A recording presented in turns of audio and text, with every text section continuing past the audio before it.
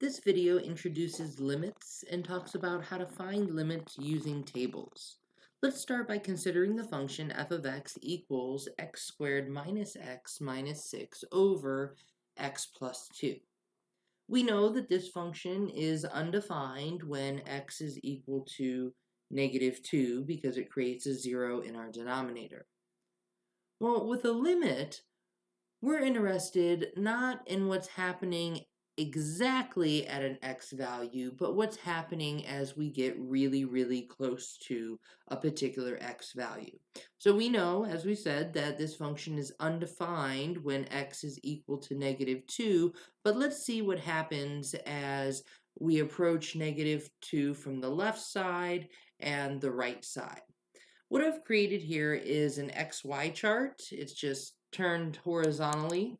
So here we have our X values and here we have our corresponding Y values. So all I did was I got my calculator out, I chose some X values to the left of negative 2 and to the right of negative 2. That's where I got all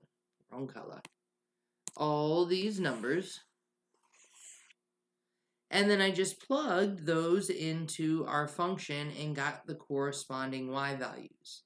So you'll notice that as x approaches negative 2 from the left side, our y values, our f of x values, get closer and closer to negative 5. This same thing's happening as x approaches negative 2 from the right. As I plug in x values closer and closer to negative 2, my y value gets closer and closer to negative 5. This is a limit. So let's introduce our limit notation. Suppose f is a function defined on some open interval containing the number a. The function f may or may not be defined at a. So we have the limit notation, and this is the limit notation right here. It's read the limit as x approaches a of f of x equals the number L. This means as x gets closer and closer to some specific number a, but remains unequal to a, the corresponding y values of f of x get closer and closer to the specific number L. So let's practice finding limits using tables. We want to find the limit as x approaches 4 of 1 over x minus 3. You'll notice in this example that our function is not undefined at the x value we are approaching. But we're going to do exactly the same thing. I've chosen x values on either side of 4, which is the number that we're approaching. And now we're going to plug those x values into our function to get the corresponding y values. So when I plug x equals 3.5 in, I get 2. Plugging in 3.9, we get 1.1 repeating. Plugging in 3.99, we get 1.01, and that 01 repeats. So now we'll jump over to 4.5. Plugging that in for x, we get 2/3. Plugging in 4.1, we get 0.90 repeating. And lastly, plugging in 4.01, we get 0.99 repeating. So we want to see what's happening as we approach x equals 4 from either side. As we approach it here from the left, our number is getting closer and closer to positive 1. So we'd say f of x is approaching 1. And then what's happening as we approach 4 from the negative side? Well, the same thing's happening. Our numbers are getting closer and closer to 1. So both sides getting closer and closer to 1, we can conclude that the limit as x approaches 4 of 1 over x minus 3 is equal to 1.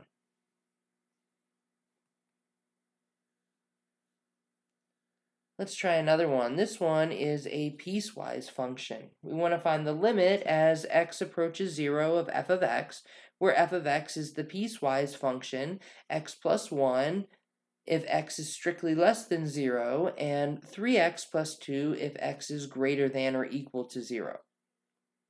So the limit that we're approaching is x approaching 0, and notice that that's where our piecewise function is split, less than 0 and greater than or equal to 0. So I start by choosing numbers to the left of 0, so something a little bit less, negative 0.1, negative 0.01, negative 0.001, and then numbers a little bit to the right of 0, 0.001, 0.01, and 0.1. Now we're going to plug these x values into our function to get the corresponding y value. Now, please note, this first set of 3 x values is less than 0, so we're going to be plugging it into the function x plus 1 to get the corresponding y values. Plugging in, we're going to get 0.9, 0.99, and 0.999. Now we need to do the numbers a little bit larger than 1. Since our x values are greater than or equal to 0, this time we need to use the other portion of our piecewise function, 3x plus 2. So let's plug these numbers in, see what we get. Plugging in 0.1, we get 2.3.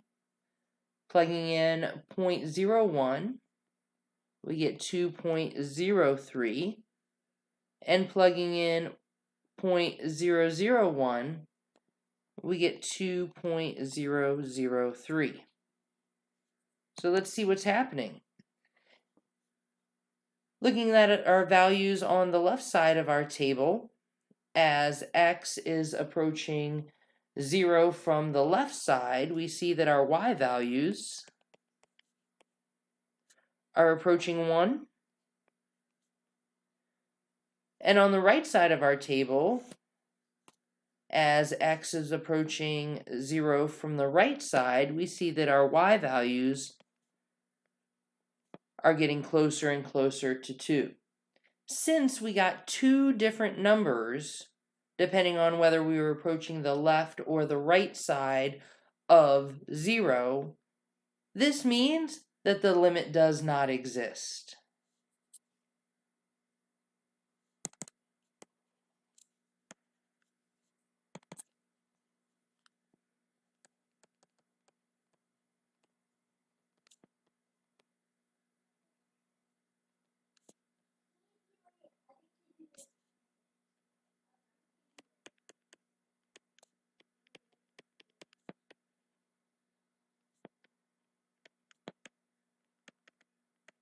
Sometimes you'll see does not exist abbreviated D and E, because as we talk more and more about limits, we're going to come to this conclusion more and more frequently that the limit does not exist.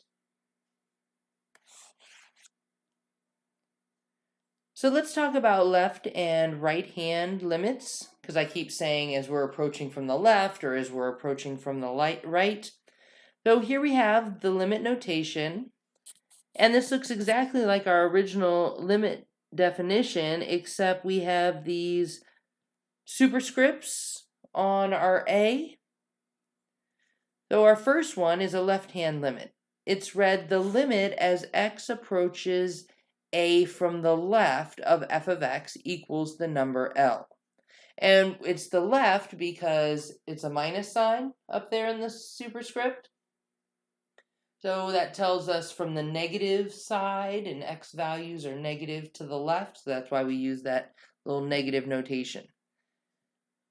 This means that as x gets closer to A but remains less than A, so on the left side of A, it the corresponding values of f of x get closer to some specific number L. And then we have right-hand limit notation as well. There's a plus in the superscript. It's read the limit as x approaches a from the right of f of x equals the number L. This is called a right-hand limit. This means that as x gets closer to a but remains greater than a, so to the right side of a, the corresponding values of f of x get closer to L. It is a fact that the limit as x approaches a in general of f of x equals L if and only if both the left and right hand limits equal that same number L. If the left hand limit and the right hand limit equal different numbers, then the limit as x approaches a does not exist. And that's what we saw in our most recent example. So, in summary, if the left and right hand limits match, then the limit exists at that value. If the left and right hand limits don't match, then the limit does not exist.